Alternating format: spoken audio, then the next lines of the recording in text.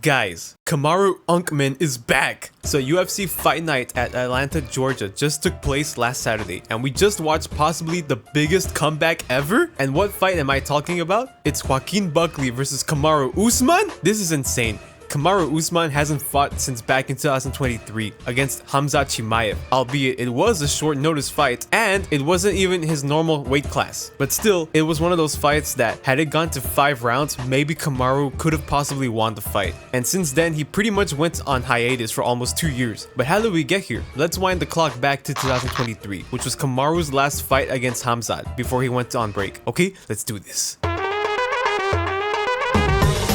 Back in 2023, UFC 294 was taking place in Abu Dhabi, and this card was a banger. The main event was Islam Makhachev versus Charles Oliveira 2, and the co-main was Khamzat Chimaev versus Paulo Costa. This was a crazy event that everyone and their mamas wanted to see. It was gonna be a generational main event. Absolutely nothing happened. No such thing as cancellations, right? Charles got injured!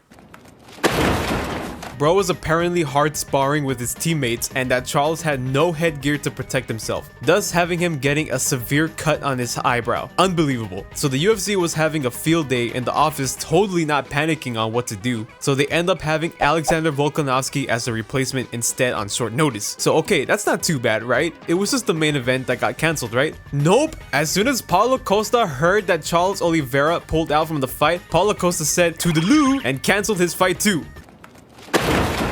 This man has a history of pulling out fights, and now I'm hearing that Paulo's next fight with Roman Kopylov is cancelled too. Gee, I wonder who pulled out from that fight. Anyways, so Paulo is out from the fight and Khamzat needed another opponent. But who was it gonna be?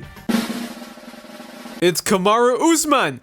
Question mark? This was kind of a goofy pick for the fight. Kamaru is a welterweight and Khamzat is a middleweight. Completely different weight classes here. But regardless, it was official. And I think most of us thought maybe Khamzat was going to absolutely ragdoll Kamaru, especially with how weak his knees are. But no! Kamaru actually pulled off a not so bad performance. Yet on 10 days short notice, he could have almost beaten Khamzat. Even though he ended the fight in a loss, it was clear that Kamaru still got it. But what happened when that fight was over?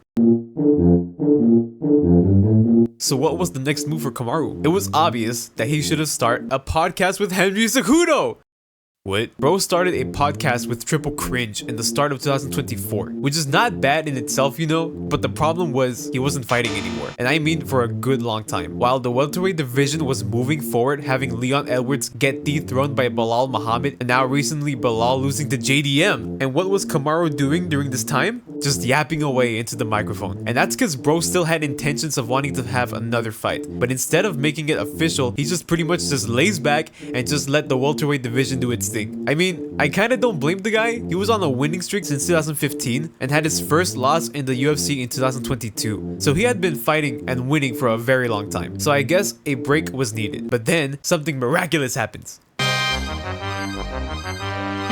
Not too long ago, Kamaru started hating on a certain individual that has a very lovely reputation. A fighter that everyone loves, and that is Belal Muhammad.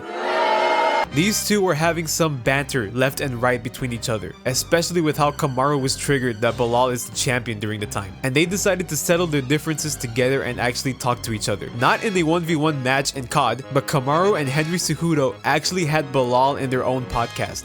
And it didn't go so well. We're on this podcast and Henry Cejudo was like, you know, how does it feel to be champion? And, you know, you're at the top now. And I'm like, you know, it feels good right now because everybody wants to listen to you. Everybody thinks you're the champ.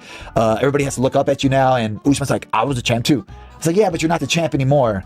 And then he just couldn't let it go. He was like, but I'm right there. I was like, nah, bro, you're on a 3-fight losing streak. But he just couldn't give me my props. One of those where he was just like, but anything you do, I do better than you. And then I was like, well, you didn't take the head kick better than me.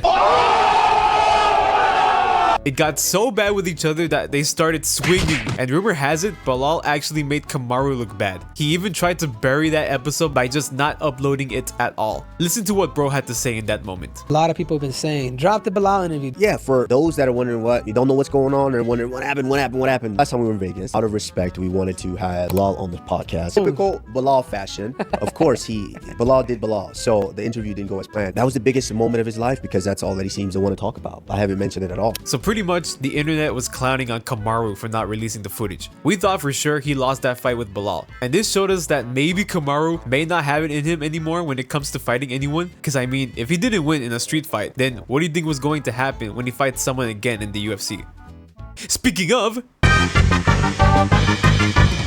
just out of nowhere, the UFC announces that Kamaru Usman was making his return to the cage, that he was fighting Joaquin Buckley. Who is Joaquin? He was a contender who was on a 6-fight winning streak. His notable wins were him knocking out Stephen Thompson, giving a severe cut on Colby Covington's face, leading to a doctor stoppage, and he even got knockout of the year back in 2020 with the spinning back kick. Very impressive record indeed. If I'm gonna be honest, I did not think Kamaru was going to win this fight at all. Joaquin was over here stacking up wins in the UFC, and then you got Kamaru approaching Unk status the way how he hasn't fought in a long time. For all the Usman fans, they were all praying for him to win. So fight night happens, and I won't lie, seeing Kamaru walk down to the cage brought me back to 2023. I forgot that this man had aura in the welterweight division, but I felt that maybe it wasn't going to last that long, and that Joaquin was going to give him a very bad night. But no! Kamaru actually went out and pretty much dominated the entire fight. It was something spectacular to witness, and in that moment, when they raised Kamaru's hand up, that's when you knew that Unk was back. He almost looked like he hasn't really slowed down too much since his last fight, but regardless, it was still a very impressive and dominant win.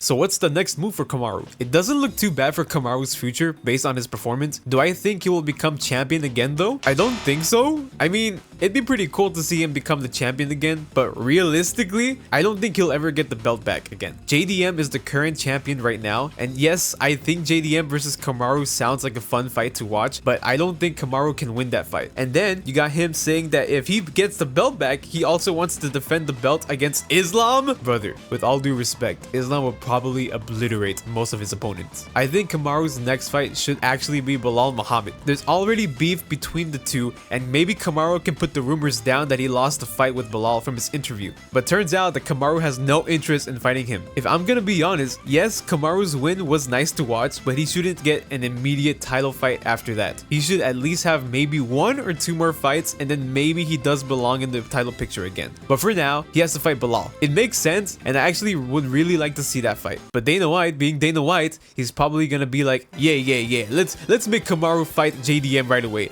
Actually, scratch that. Let's strip JDM and have Kamaru as immediate champion and fight Islam for a big money fight. How great is that? No! But anyways, that's all I got for now.